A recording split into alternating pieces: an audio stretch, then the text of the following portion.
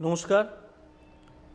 পশ্চিমবঙ্গ সরকারের বিদ্যালয় শিক্ষা বিভাগ, সমগ্র শিক্ষা অভিযান পশ্চিমবঙ্গ, প্রাথমিক শিক্ষা পর্ষদ এবং বিদ্যালয় শিক্ষা বিভাগের বিশেষজ্ঞ কমিটির পক্ষ থেকে প্রাথমিক শিক্ষক প্রশিক্ষণে আপনাদের স্বাগত জানাচ্ছি।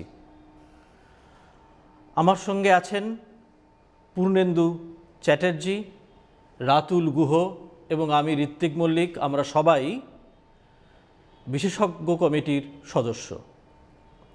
আজকে আমাদের যে আলোচনাটা চলবে সেই আলোচনাটার বিষয় প্রধানত প্রাথমিক যে পাঠ্যক্রম, পাঠ্যসূচি এই সংক্রান্ত, তার সঙ্গে পাঠ্যপুস্তক, তার সঙ্গে কাম্য শিখন সামর্থ্য, শিখন পদ্ধতি এবং অবশ্যই মূল্যায়ন। আমরা এই বিষয়গুলোতে আলোচনাগুলো আমাদের চলবে এবং সেই আলোচনায় ঢোকবার আগে একটু ছোট্ট করে বলে নেওয়া প্রয়োজন যে এই যে প্রাথমিক শিক্ষায় যে কথাগুলো বলছিলাম, এই যে পাঠ্যক্রম, পাঠ্যসূচি, পাঠ্যপুস্তক ইত্যাদি, সেইগুলো কিভাবে তৈরি হলো তার ইতিহাস খুব ছোট্ট করে। 2011 সালের জুলাই মাসের শেষ থেকে আমাদের মাননীয় মুখ্যমন্ত্রী তার নির্দেশে এই বিশেষজ্ঞ কমিটি নির্মিত হয়। সেই বিশেষজ্ঞ কমিটি 2011 শেষের দিকে একটি খসড়া প্রস্তাব জমা দেন। তারপর অধ্যাপক অভীক মজুমদার, যিনি এই কমিটির চেয়ারম্যান, তার নেতৃত্বে 2012 সালে তৈরি হতে থাকে একের পর এক পাঠ্যপুস্তক। আপনাদের নিশ্চয়ই মনে আছে যে প্রথমে ক্লাস 1, ক্লাস 3, ক্লাস 5, 7 এবং 11 এই ক্লাসের বইগুলো তৈরি হয়। তারপরে আসে, তার পরের বছর আসে 2, 4, 6, 8 এবং 12। এর পাশাপাশি যখন এই কাজগুলো চলছে, এই কাজগুলো চলতে চলতেই আমরা তৈরি করি প্রাক প্রাথমিকের পাঠ্যক্রম এবং কিছু টেক্সট বই। সে আলোচনায় আমরা আসব এবং একই সঙ্গে তৈরি হতে থাকে শিক্ষা অধিকার আইনকে মাথায় রেখে আমাদের মূল্যায়ন পদ্ধতি, যেটি আমরা সিসিই, কম্প্রিহেন্সিভ কন্টিনিউয়াস ইভ্যালুয়েশন হিসেবে আমাদের রাজ্যের যে পিকক মডেল, সেটা তৈরি হতে থাকে। এখন এই যে পাঠ্যপুস্তকের কথা বলছি বা তার আগে ধরুন পাঠ্যক্রম, পাঠ্যসূচি, এর একটা নির্দিষ্ট দর্শন থাকে যার ওপর দাঁড়িয়ে পাঠ্যপুস্তক তৈরি হয়, যার ওপর দাঁড়িয়ে তৈরি হয় কাম্য শিখন সামর্থ্য, শিখন পদ্ধতি এবং মূল্যায়ন। তো সেই যে প্রধান যে জায়গাটা যার ওপর দাঁড়িয়ে এই সৌধটা গড়ে উঠেছে, আমি পূর্ণেন্দু চ্যাটার্জিকে অনুরোধ করব সেই দর্শন সম্বন্ধে যদি সংক্ষেপে একটু আলোকপাত করেন। ধন্যবাদ ঋত্বিক। আমাদের যে পাঠ্যক্রম, আমাদের যে কারিকুলাম, তার 4টে স্তম্ভ আছে। আপনারা স্লাইডটাতেও দেখতে পাচ্ছেন এই 4টে স্তম্ভর কথা। আমি এই 4টে স্তম্ভ নিয়ে খুব সংক্ষেপে আলোচনা করব। প্রথম স্তম্ভটি হচ্ছে লার্নিং উইদাউট বার্ডেন, যশপাল কমিটির রিপোর্ট লার্নিং উইদাউট বার্ডেন, যেখানে বলা হয়েছিল যে 2 ধরনের ভারে আমাদের ছাত্রছাত্রীরা আক্রান্ত। একটি হচ্ছে দ্য ফিজিক্যাল ওয়েট, বইয়ের ভার, আর একটা হচ্ছে না বোঝার ভার, যেটাকে আমরা বলি বার্ডেন অফ নন কম্প্রিহেনশন।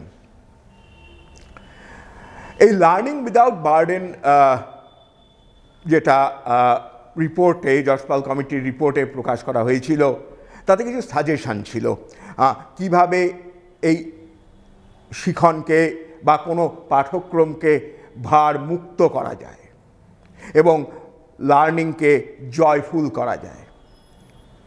আমাদের পাঠ্যক্রম তৈরি করার সময়, কারিকুলামটা তৈরি করার সময় এই লার্নিং উইদাউট বার্ডেনের ডকুমেন্টকে আমরা ভীষণভাবে নজরে রেখেছি। তার সাথে যোগ হয়েছে national curriculum framework 2005। National curriculum framework 2005-এর মোট 3টে জিনিস আমরা ভীষণভাবে নজরে রেখেছি এই পাঠ্যক্রমটি তৈরি করার জন্য। প্রথম পয়েন্টটা যেটা রেখেছি সেটা হচ্ছে কোনোভাবেই যেন মুখস্থের ওপরে জোর না দেয়া হয়। ছাত্রছাত্রীরা যাতে পড়ার সময় মুখস্থ করার প্রবণতা থেকে বিরত থাকে। রোট লার্নিং থেকে আমরা আন্ডারস্ট্যান্ডিং এ আসতে চেষ্টা করেছি।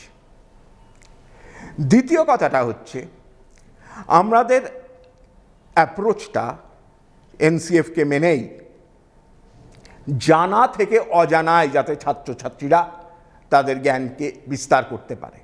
অর্থাৎ ধরুন উদাহরণস্বরূপ বলি যে আমরা যদি কোনো যানবাহন বা ট্রান্সপোর্টের উদাহরণ দিই এবং কোনো প্রান্তিক ছাত্রের কাছে আমি যদি ট্রান্সপোর্ট হিসাবে আমার উদাহরণ মেট্রো ট্রেন বা মেট্রো রেলকে নিয়ে আসি, সেটা তার কাছে একদমই বেমানান লাগবে।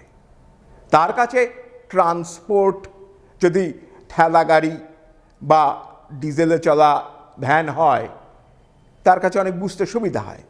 তারপর সেখান থেকে তার জানা, তার নোন এরিয়া থেকে তারপরে তাকে আস্তে আস্তে আননোনের দিকে নিয়ে যাওয়া, যাতে তার এই নোনের লিঙ্ক থেকে আননোনের লিঙ্কে যেতে তার সুবিধা হয়। আর তৃতীয় যেই পয়েন্টটা আমরা ন্যাশনাল কারিকুলাম ফ্রেমওয়ার্ককে ফলো করেছি সেটা হচ্ছে যে পাঠ্যপুস্তকগুলো এমনভাবে তৈরি করা, অর্থাৎ পাঠ্যপুস্তক তৈরি করতে গেলে তো পাঠ্যক্রম থেকে পাঠ্যসূচি আসে এবং তারপর পাঠ্যপুস্তক রূপায়িত হয়। তাই পাঠ্যক্রমটাকেই এমনভাবে তৈরি করা যেটা ছাত্রছাত্রীদের স্বশিক্ষায় অনুপ্রাণিত করবে, অর্থাৎ নিজেরা শিখতে চাইবে। অর্থাৎ অটো লার্নার, সবসময়ই যে টিচার গাইডেড লার্নিং হবে, এই টিচার গাইডেড লার্নিং শুরু হয়ে তারপরে আস্তে আস্তে তারা নিজেরাও শিখতে পারবে, কিছুটা টিচার ইন্ডিপেন্ডেন্ট লার্নিংয়ের দিকেও যাবে। টিচার তখন একটা ফ্যাসিলিটেটর বা টিচার মনিটর করবে তার লার্নিংকে, তার শিক্ষণকে। এই জায়গাটাতেও আমাদের পাঠ্যক্রম আছে, এই দৃষ্টিভঙ্গিটাও আমরা চোখে রেখেছি। তৃতীয়, আপনারা যেটা দেখতে পাচ্ছেন স্লাইডে, রাইট টু এডুকেশন অ্যাক্ট 2009 এবং রাইট টু এডুকেশন অ্যাক্ট 2009-এর অনেকগুলো অ্যাডমিনিস্ট্রেটিভ কথা আছে। কারিকুলাম তো অ্যাডমিনিস্ট্রেটিভ কথা বলে না, কারিকুলাম অ্যাকাডেমিক্সে কনসেন্ট্রেট করে। তাই 2009-এর রাইট টু এডুকেশন অ্যাক্টের চ্যাপ্টার 5-এর আর্টিকেল 29-এর সাবক্লজ এতে একটা বলা আছে যে এডুকেশন বা শিক্ষা যেন হয় free from trauma and fear. আমরা চেষ্টা করেছি যে পার্টিকুলারলি এই প্রাথমিক স্তরে শিক্ষা যেন কিছুতেই ভয়ের উদ্রেক না করায়। শিক্ষণ পদ্ধতি এমন হবে যেটা ছাত্রছাত্রীদের কাছে যেন তারা যেন ভয় না পায়, তাদের যেন কোনো ফিয়ার কমপ্লেক্স না আসে। এর পরের পয়েন্টটা যেটা আমরা মাথায় রেখেছি সেটা ভীষণই একটা ইন্টারন্যাশনাল ফ্রেমওয়ার্ক, একটা আন্তর্জাতিক ফ্রেমওয়ার্ক। সেটা হচ্ছে জ্যাক ডেলরের একটি ডকুমেন্ট যেটি উনি ইউনেস্কোতে জমা দিয়েছিলেন এবং সেই ডকুমেন্টের একটি পার্ট হচ্ছে বলা হয় দ্য 4 পিলার্স অফ লার্নিং। এই 4 পিলার্স অফ লার্নিংকেও আমরা চোখে রেখেছি কারিকুলামটা তৈরি করার সময়। 4 পিলার্স অফ লার্নিং হচ্ছে প্রথম হচ্ছে লার্নিং টু নো, যে আমরা কিছু যেন জানি, একটা জিনিস পড়ে একটা জিনিস থেকে আমরা যেন কিছু জানতে পারি, সেই লার্নিং টু নো। একটা হচ্ছে লার্নিং টু ডু, যা আমরা শিখলাম সেটা যেন আমরা প্রয়োগ করতে পারি। শুধুমাত্র শিখলাম কিন্তু প্রয়োগ করতে পারলাম না, সেই শিক্ষার তো কোনো মূল্য নেই। তাই যাতে আমরা প্রয়োগ করতে পারি, সেই লার্নিং টু ডু এর পার্টটা, অ্যাপ্লিকেশান পার্টটা আমাদের ভীষণ গুরুত্বপূর্ণ। এবং তারপর হচ্ছে learning to be. Learning to be হচ্ছে it's a learning for adjustment. কীভাবে বেঁচে থাকবো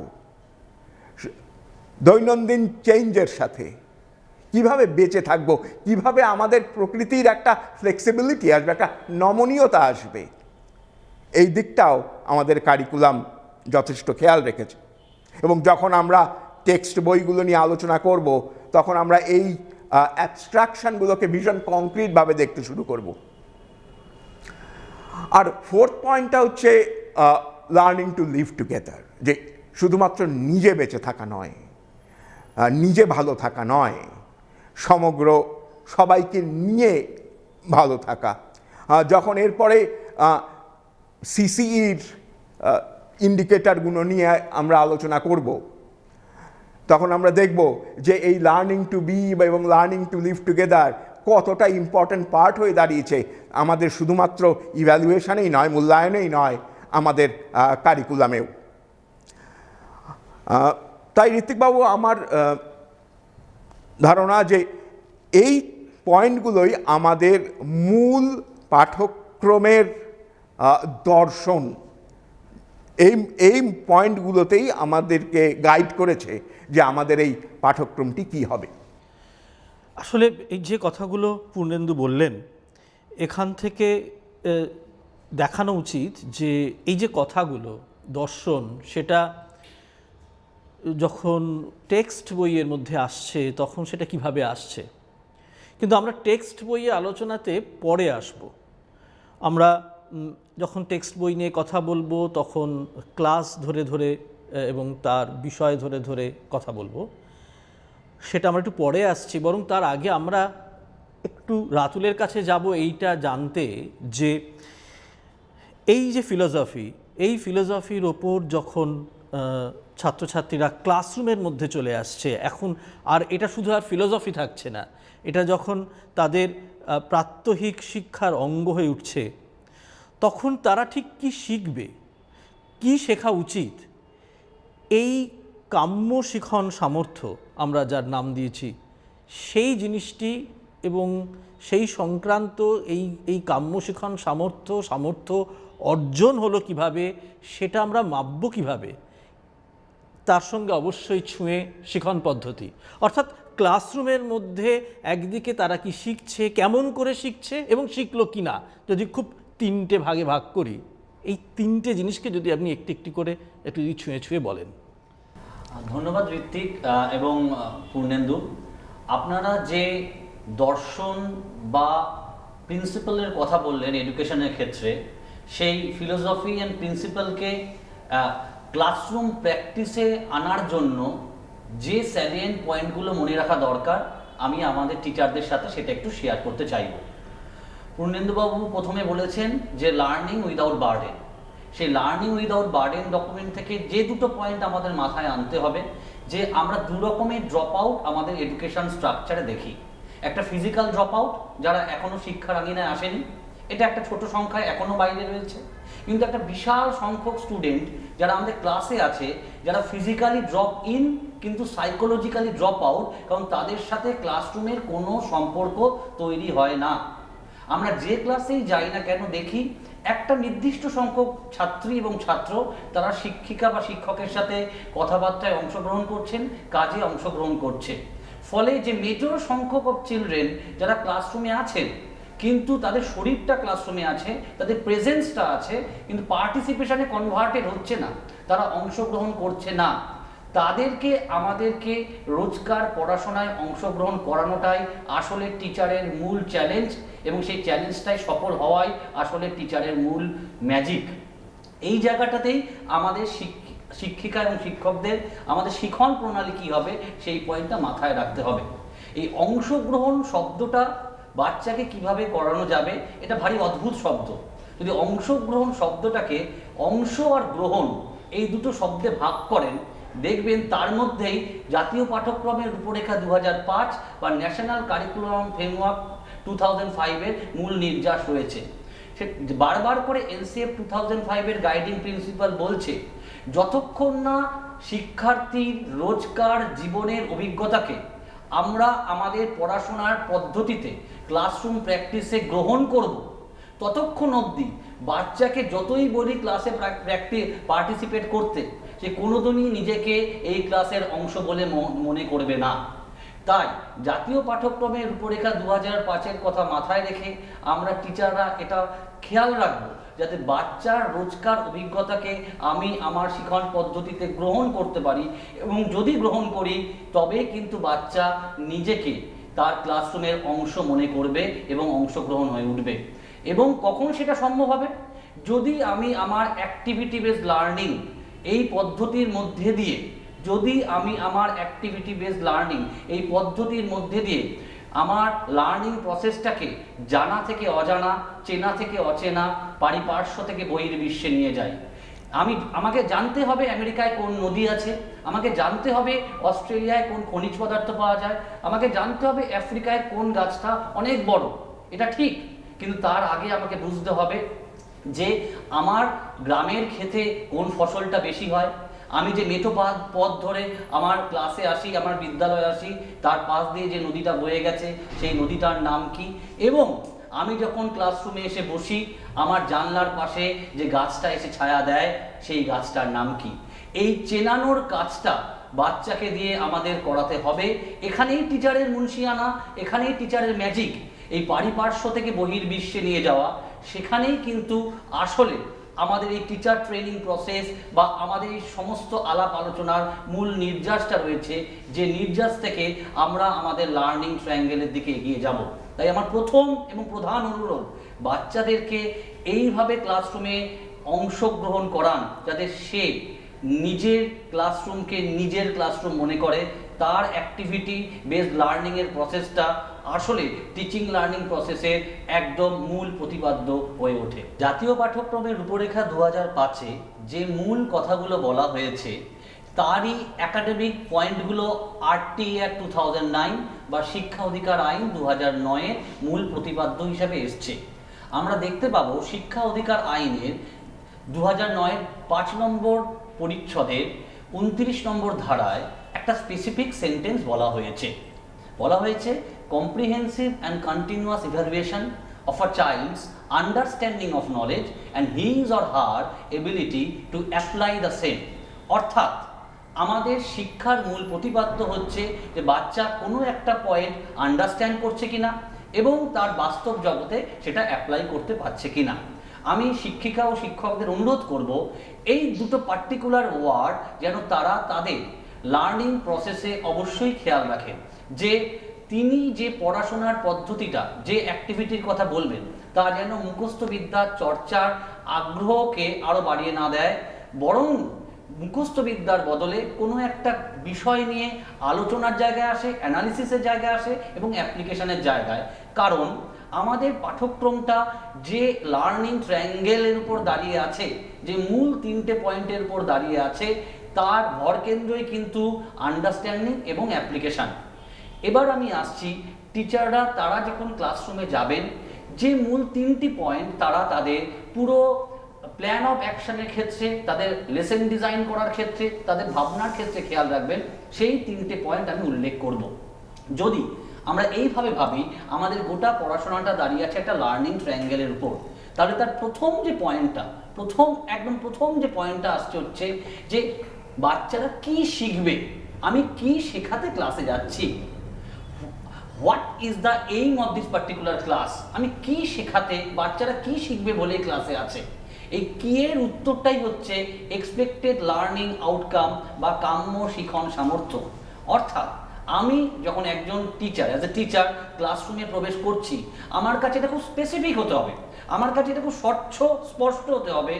আমি এই যে ধরুন এখন বাজে সকাল 11:40 একটা ক্লাস শেষ হবে, আমি যে 11টায় ক্লাসে ঢুকছি এবং 11:40 ক্লাস থেকে বেরোবো, কি সেই নতুন জিনিস বাচ্চারা এই 40 মিনিটে শিখবে যেটা তারা এখন জানে না? এই কি এর উত্তরটাই হচ্ছে এক্সপেক্টেড লার্নিং আউটকাম। আমি কি এক্সপেক্ট করছি যে আমার সাথে 40 মিনিটের লার্নিং এর পর বাচ্চার মধ্যে আউটকাম হিসাবে দেখা দেবে? এই কি এর উত্তরটাই হচ্ছে কাম্য শিখন সামর্থ্য বা এক্সপেক্টেড লার্নিং আউটকাম। তাই আমি আমার টিচারদেরকে অনুরোধ করব, তারা যখন ক্লাসে ঢুকবেন তাদের কাছে আমি কি এর উত্তরটা খুব স্পেসিফিক থাকে, যে কি লক্ষ্য মাথায় রেখে তারা ক্লাসে ঢুকছেন। এখানে আমার একটা এর ফলো আপ অনুরোধ আছে, সাজেশন আছে। আমি যখন ক্লাসরুমে ঢুকছি সেই মুহূর্তে এই কিটা ভাবা প্ল্যান করা আমার পক্ষে কঠিন হতে পারে অ্যাজ এ টিচার। তাই আমি সামেটিভের শুরুতেই আমার ক্লাস অনুযায়ী চ্যাপ্টার অনুযায়ী আমি রুটিনটা জানি। আমি মোটামুটি প্রথম 3-3.5 মাসের প্রতিটা সামেটিভের একটা প্ল্যান অফ অ্যাকশন যদি আমার কাছে তৈরি করে রাখি, যে আগামী আমার ক্লাস 4-এ বাংলার ক্ষেত্রে 22টা ক্লাস আছে, তাহলে আমাকে 3টে চ্যাপ্টার পড়াতে হবে। তাহলে আমি 22টা পিরিয়ড হাতে পাচ্ছি, আমার হাতে 3টে চ্যাপ্টার আছে। আমি কিভাবে এই 22টা পিরিয়ডকে ভাঙতে পারলে, ছোট ছোট ইউনিটে ভাঙলে আমার পক্ষে প্রতি পিরিয়ডের লক্ষ্যমাত্রায় পৌঁছানো সহজ সরল স্বাভাবিক হবে, এটা আমি টিচারদেরকে অনুরোধ করব প্রতি সামেটিভের আগে তার যেন পিরিয়ড অনুযায়ী একটা লেসন ডিজাইন, একটা প্ল্যান অফ অ্যাকশন তৈরি করে রাখে, যে প্রতি পিরিয়ডের এক্সপেক্টেড লার্নিং আউটকামটা যেন তার কাছে ক্লিয়ার হয়। এটা আমাদের লার্নিং ট্রায়াঙ্গেলের প্রথম কথা। তৃতীয় কথা, আমি যদি এক্সপেক্টেড লার্নিং আউটকামকে একটা ডেস্টিনেশন ভাবি, আমার একটা গন্তব্য ভাবি, প্রত্যেকটা গন্তব্যে পৌঁছাতে গেলে একটা পথ লাগে। এই পথটাই হচ্ছে আমাদের লার্নিং ট্রায়াঙ্গেলের সেকেন্ড পয়েন্ট, বা এই পয়েন্টটার নামই হচ্ছে, সেকেন্ড পয়েন্টটার নামই হচ্ছে পেডাগজিক্যাল প্রসেস বা শিখন পদ্ধতি।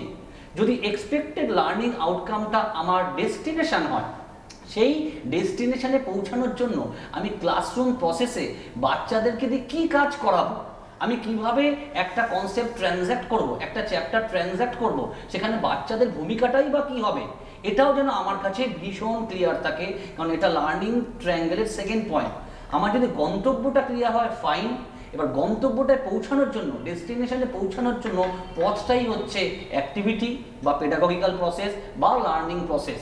এবং এখানে একটা কথা আমি টিচারদেরকে অনুরোধ করব, তারা যেন খেয়াল রাখেন, একটা ক্লাসে যত বেশি করে লার্নার টক টাইম, শিক্ষার্থীদের কথা বলার এবং কাজ করার সময় বাড়বে, তত বেশি করে ক্লাসটা কিন্তু লার্নার সেন্ট্রিক হয়ে উঠবে এবং টিচারের পক্ষেও বাচ্চাদেরকে এক্সপেক্টেড লার্নিং আউটকাম অ্যাচিভ করাতে সাহায্য করবে।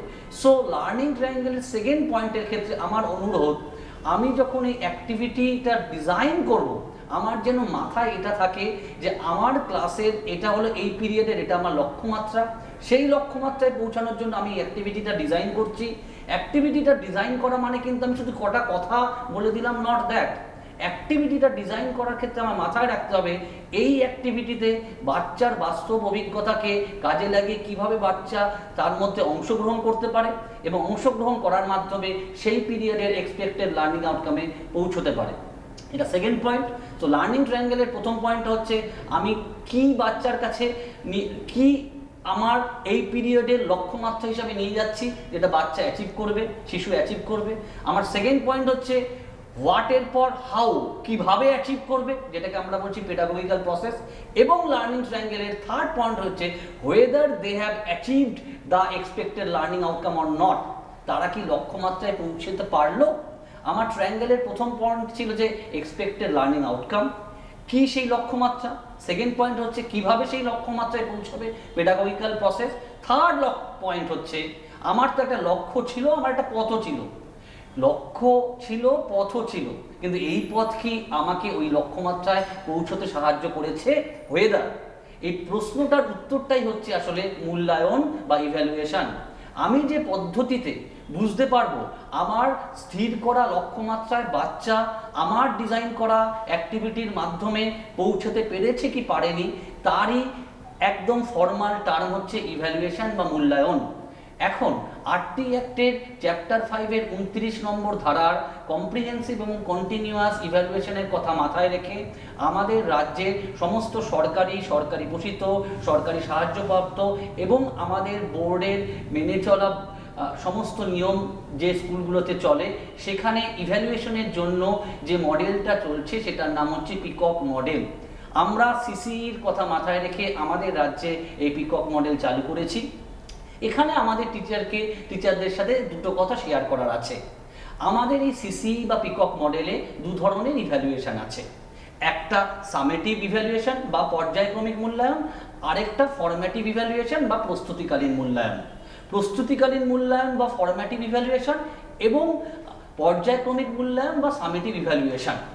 অনেকের একটা ভুল ধারণা আছে যে প্রস্তুতিকালীন মূল্যায়ন এবং পর্যায়ক্রমিক মূল্যায়নের মূল তফাৎ হচ্ছে যে প্রস্তুতিকালীন মূল্যায়ন হয় মুখে এবং পর্যায়ক্রমিক মূল্যায়ন হয় লিখে। এটা অনেক ক্ষেত্রেই দেখা যায় যে পর্যায়ক্রমিক মূল্যায়ন আমাদের মূলত লিখেই হয়, কিন্তু প্রস্তুতিকালীন মূল্যায়ন বা ফরম্যাটিভ ইভ্যালুয়েশন কিন্তু আমাদের মুখেও হতে পারে, আমাদের লিখেও হতে পারে। কিন্তু যেটা বেসিক তফাৎ ফরম্যাটিভ ইভ্যালুয়েশন এবং সামেটিভ ইভ্যালুয়েশনের সেটা হলো formative evaluation is never predeclared, কোনোদিন আগে থেকে ঘোষণা করা হয় না, কিন্তু summative evaluation is always predeclared, summative evaluation কিন্তু আগে ঘোষণা করা হয়। তাই টিচারদের কাছে আমার এটা অনুরোধ, তিনি যদি ভাবেন যে আমি কালকে একটা ক্লাস টেস্ট নেব, এটা ঘোষণা করে দিলাম আর পরের দিনের ক্লাস টেস্টে একটা ফরম্যাটিভ ইভ্যালুয়েশন হলো, তা কিন্তু হলো না, সেটা আসলে খুব মাইক্রো লেভেলে হলেও একটা সামেটিভ ইভ্যালুয়েশন হয়ে গেল। এখানে আমার একটুখানি আপনাদেরকে এটা বলা যে ফরম্যাটিভ ইভ্যালুয়েশনের মূল ফোকাস কিন্তু আসলে বাচ্চার ক্লাসরুম প্রসেসে ডায়াগনোস করা, সে তার লক্ষ্যমাত্রার দিকে বা এক্সপেক্টেড লার্নিং আউটকামের দিকে কতটা পৌঁছে যাচ্ছে। তাই জন্য এর কোনো ভীষণ একটা ফর্ম্যাল স্ট্রাকচারে তাকে ইভ্যালুয়েট করতে হবে এমন না। আমরা যে ক্লাসরুম চলার সময় বলি না বাচ্চাদেরকে, আচ্ছা তুই একটু বল তো, তুমি একটু করে দেখাও তো, তুমি একটু বোর্ডে এসো তো, আচ্ছা আমি যে কথাটা বললাম কেউ একজন একটু বলো তো, আচ্ছা ওকে একটু সাপোর্ট করো তো। এই যে মাঝে মাঝে ক্লাসরুম প্রসেস চলার সময় আমরা চেক ব্যাক করি, আমরা ক্লাসরুম প্রসেস চলার সময় চেক ব্যাক করি, এটাই আসলে ফরম্যাটিভ ইভ্যালুয়েশন, যার 3-3.5 মাস বাদে একটা জাজমেন্টাল রূপ পাই গিয়ে আমরা সামেটিভ ইভ্যালুয়েশনে। সো ফরম্যাটিভ ইভ্যালুয়েশন আর সামেটিভ ইভ্যালুয়েশনের আরেকটা বেসিক তফাৎ হচ্ছে formative evaluation is diagnostic in nature, classroom প্রসেসে আমাকে নির্ণয় করতে সাহায্য করে, আর সামেটিভ ইভ্যালুয়েশন আমাকে 3.5 মাস বাদে একটা জাজমেন্ট নিতে সাহায্য করে। এই যে আমি লক্ষ্যমাত্রা নির্দিষ্ট করেছিলাম, এই যে আমি অ্যাক্টিভিটি ডিজাইন করেছিলাম, এটা কি 3.5 মাসে তাকে একটা অভীষ্ট লক্ষ্যে পৌঁছতে সাহায্য করেছে।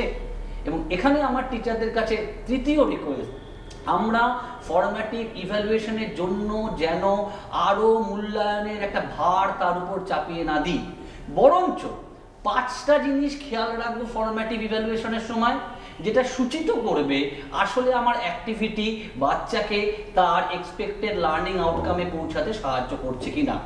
কি এই 5টা যে জিনিস সূচিত করবে যে আমার প্রসেস বাচ্চাকে এক্সপেক্টেড লার্নিং আউটকামে পৌঁছাতে সাহায্য করছে কিনা, এই 5টা জিনিসকেই আসলে 5টা সূচক বা 5টা ইন্ডিকেটর বলা হয়। যার প্রথম সূচকটা হচ্ছে যে অংশগ্রহণ। আমরা অ্যাজ এ টিচার একটা কথা একদম থাম্ব রুল খেয়াল রাখবো যে বাচ্চার প্রেজেন্সকেই আমরা পার্টিসিপেশন হিসাবে ধরবো না, কারণ presence is a physical issue, সে শারীরিকভাবে আছে কিনা, কিন্তু পার্টিসিপেশন একটা শারীরিক ঘটনা এবং মানসিক ঘটনা, বাচ্চা পার্টিসিপেট করছে কিনা। ফলে আমার অ্যাক্টিভিটিটা যেন এরকম হয় যেখানে বাচ্চার পার্টিসিপেট করার একটা প্রেক্ষিত তৈরি হয়, এবং তখনই প্রেক্ষিত তৈরি হবে যদি আমি বাচ্চার রোজকার জীবনকে এখানে অংশগ্রহণ করানোর ক্ষেত্রে হেল্প করি। এটা এক। আমরা আমাদের ক্লাসরুম প্রসেসের সময় যে দ্বিতীয় জিনিসটা খেয়াল রাখবো, অতি গুরুত্বপূর্ণ দ্বিতীয় জিনিসটি, প্রশ্ন অনুসন্ধান, কোয়েশ্চেনিং অ্যান্ড এক্সপেরিমেন্টেশন। আমরা আমাদের জীবনে বহু সময় দেখেছি যে আমরা মূলত নাম্বার পাই বা পুরস্কার পাই বা সাধুবাদ পাই যখন আমরা উত্তর দিই, কিন্তু ছোটবেলা থেকেই কোথাও আমাদের একটা ধারণা রয়েছে যে উত্তর দেওয়ার জন্য পুরস্কার আর প্রশ্নের জন্য তিরস্কার। স্কুল বোধহয় সেরকম একটা জায়গা যেখানে আমার প্রশ্ন করার অধিকার নেই।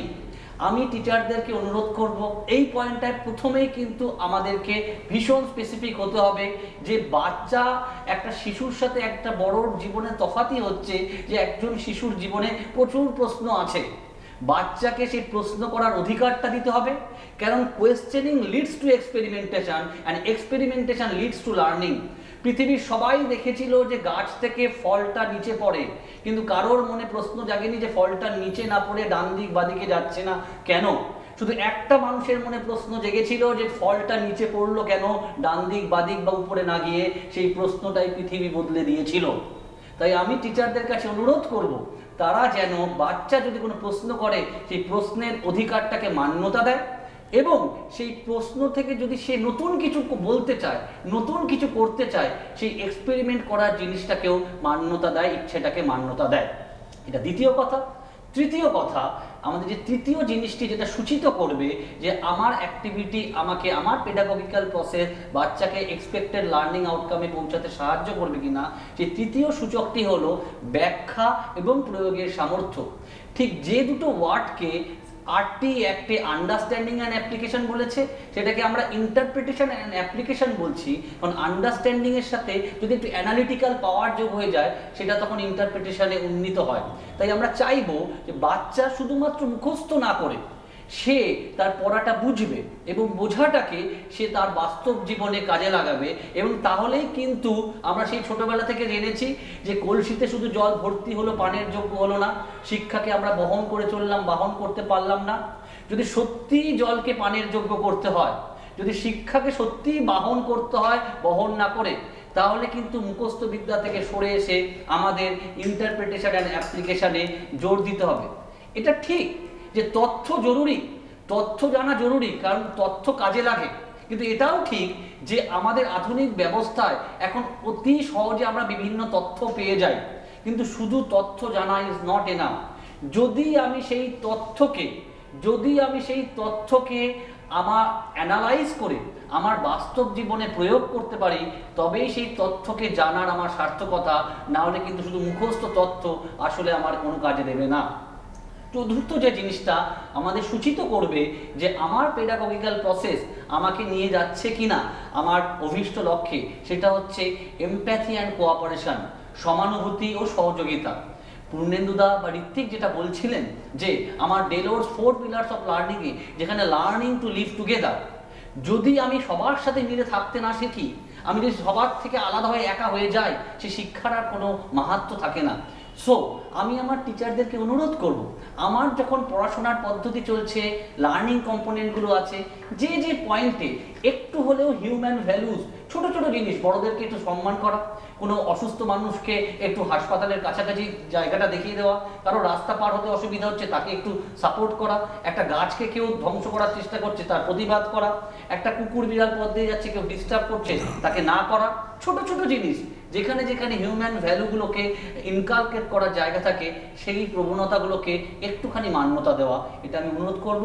এবং পঞ্চমত বলা, আমরা যে পঞ্চম যে জিনিসটা পঞ্চম সূচক হিসাবে কাজ করছে, that is aesthetic and creative expression, নান্দনিকতা ও সৃষ্টিশীলতার প্রকাশ। আমি এখানে একটা কথা টিচারদেরকে অনুরোধ করব বুঝতে, নান্দনিকতা ও সৃষ্টিশীলতা মানে সবাই কবি হয়ে যাচ্ছেন, সবাই গায়ক হচ্ছে, ইটস নট দ্যাট। আমরা যেটা বলবো, নিজস্বতার মধ্যেই লুকিয়ে থাকে একটি শিশুর নান্দনিকতা। তাই আমি যে পেডাগজিক্যাল প্রসেসটা ডিজাইন করবো অ্যাজ এ টিচার, সেখানে যেন বাচ্চার নিজস্বতাকে একটা জোর দেওয়ার জায়গা থাকে। তার কথা বা তার লেখা আমার আপনার ভালো লাগতে পারে, নাও লাগতে পারে, কিন্তু তার কথা যেন তারই কথা হয়। Let them quote, but quote themselves, not others. So এই 5টা জিনিস, যে বাচ্চা 5টা জিনিসের মধ্যে যদি আমরা 2, 3, 4, 5কে দেখি, যে বাচ্চা প্রশ্ন করছে কিনা ক্লাসরুমে, সে নতুন কিছু করতে আগ্রহ আছে কিনা, সে মুখস্থ না করে কোনো কিছু ব্যাখ্যা করছে কিনা, সেই ব্যাখ্যার ফলটা সে তার বাস্তব জীবনে কাজে লাগাচ্ছে কিনা, যখন সে পড়াশোনা করছে সে সবাইকে নিয়ে থাকতে শিখছে কিনা, এবং নিজের কথা নিজের মতো করে বলতে পারছে কিনা। দেখুন, এই 2, 3, 4, 5 এই 4টে জিনিস হলেই কিন্তু আসলে অংশগ্রহণ হয়ে যায়।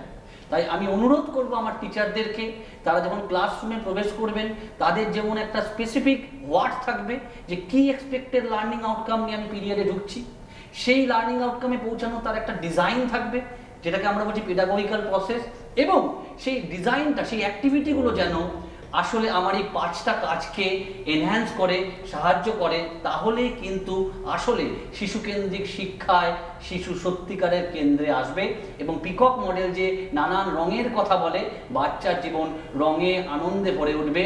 যে রং, যে আনন্দ, যে learning in a joyful ambience বা আনন্দময় শিক্ষার কথাই আসলে যশপাল কমিটি তার রিপোর্ট লার্নিং উইদাউট বার্ডেনে বা জাতীয় পাঠ্যক্রমের রূপরেখা 2005 বা শিক্ষার অধিকার আইন 2009 বারবার সূচিত হয়েছে ও ধ্বনিত হয়েছে। ধন্যবাদ রাতুল। আমি শুধু রাতুলের সাথে, রাতুল যা বলল তার সঙ্গে আমি একটা দুটো কথা যোগ করব। প্রথম যে কথাটা সেটা হচ্ছে যে একটা শব্দ, একটা নয়, ইনফ্যাক্ট দুটো শব্দ, ফরম্যাটিভ এবং সামেটিভ। এখন এই ফরম্যাটিভ শব্দটা একটু বলা প্রয়োজন। সেটা হচ্ছে যে এই যে ফরমেশনের সঙ্গে জড়িত, গড়ে ওঠার সঙ্গে জড়িত, সেইটার সঙ্গে সামেটিভ, এই যে ব্যালেন্সটা, এইটা একটু লক্ষ্য করার মতন। কেননা মাথায় রাখতে হবে, আপনারা ঠিক যে বয়সের বাচ্চাদের নিয়ে কাজ করছেন সেখানে কিন্তু মূল জোরটা পড়ে এই গড়ে ওঠার ওপর, ফরমেশনের ওপর। ফলে যদি লক্ষ্য করে দেখেন, আমরা কিন্তু প্রসঙ্গত বলি, আমরা কিন্তু যখন সিসি এই পিকক মডেলটা তৈরি করেছিলাম তখন, এবং বিভিন্ন প্রশিক্ষণের কারণে আমরা অনেক মডিউল তৈরি করেছি যেখানে সিসির এই যাবতীয় কথাবার্তাগুলো আছে। এখানে আমরা সময়ের সংক্ষেপের জন্য মূল কথাগুলো বলছি। আমরা চাইব যে আপনারা যখন এই কাজটা হাতে কলমে করবেন তখন অবশ্যই সেখানে দেখে নেবেন। কিন্তু যে কথাটা এখানে না বললেই নয়, সেটা হচ্ছে ফরমেশনের ওপর জোর। প্রাথমিকে আপনারা লক্ষ্য করবেন, প্রাক প্রাথমিকের ক্ষেত্রে পরে আসছে, কিন্তু প্রাক প্রাথমিকের ক্ষেত্রে প্রায় পুরোটাই ছিল ফরমেটিভ।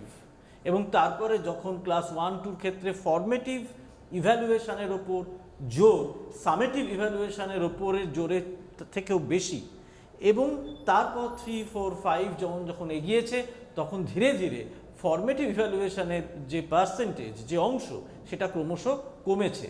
শুধু একটা আপনাদের জাস্ট একটা তথ্যের মতন জানিয়ে রাখি, যখন তারা মাধ্যমিক দিচ্ছে, অর্থাৎ স্কুল এডুকেশনের একটা বড় অংশ যখন তার কাটছে, তখন ফরমেটিভ তার চেহারা সামান্য বদলে সেটা 10% এসে দাঁড়াচ্ছে। সুতরাং যে কথাগুলো রাতুল বললেন, যে কথাগুলো পূর্ণেন্দু বললেন, সেগুলোকে আমি যদি এক জায়গায় নিয়ে আসি তাহলে এই দাঁড়ায় যে আমাদের এখন আমরা যে বিষয়টি নিয়ে আলোচনা করলাম প্রধানত, সেটা ছিল মূলত দর্শন। এই যে পাঠ্যক্রম, পাঠ্যসূচি যার উপর যেটি প্রায় 10 বছরের কাছাকাছি হলো, সেই কী ছিল সেই টেক্সট বই বা এই ইভ্যালুয়েশনের যে দর্শন, সেটা আমরা আলোচনা করলাম। পাশাপাশি সেটা ক্লাসরুমে কিভাবে আমরা ব্যবহার করব, কোন বিশেষ ছাঁদ আমাদের মাথায় রাখতে হবে ক্লাসরুম প্রসেসকে সার্থক করে তোলবার জন্য। আমাদের এই পর্বের আমরা আলোচনা এখানে থামাচ্ছি। আমরা এরপর আমাদের পরবর্তী আলোচনাগুলোয় যাব। আমাদের পরের বিষয় হবে প্রাক প্রাথমিক শিক্ষা। ধন্যবাদ। নমস্কার।